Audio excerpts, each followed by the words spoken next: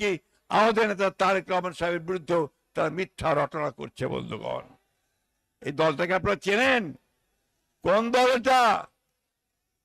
এই দলটা কি ভোট পাবে?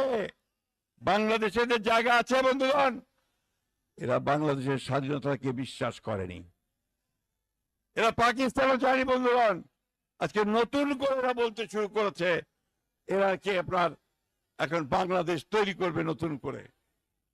আমাদেরকে সাবধান থাকতে হবে এই সমস্ত দল ব্যক্তিদের হাত থেকে যারা মানুষকে বিভ্রান্ত করতে চায়। আজকে লড়াই এদের বিরুদ্ধে। বন্ধুগণ, আজকে নতুন করে সে লড়াইয়ে আমাদের জয়লাভ করতে হবে।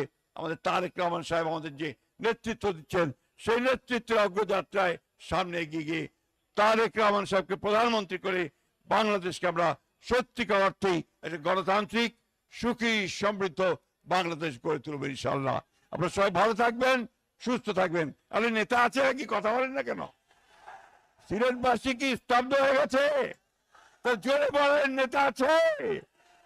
ভবিষ্যতের প্রধানমন্ত্রী কে? আরো জোরে বলতে হবে, ভবিষ্যৎ প্রধানমন্ত্রী কে? আরে জিতবে কে? মার্কা কি? দরকার কি? এই ধরনের শেষকে নিয়ে এগিয়ে চলুন। আসসালামু আলাইকুম, খুদা হাফেজ।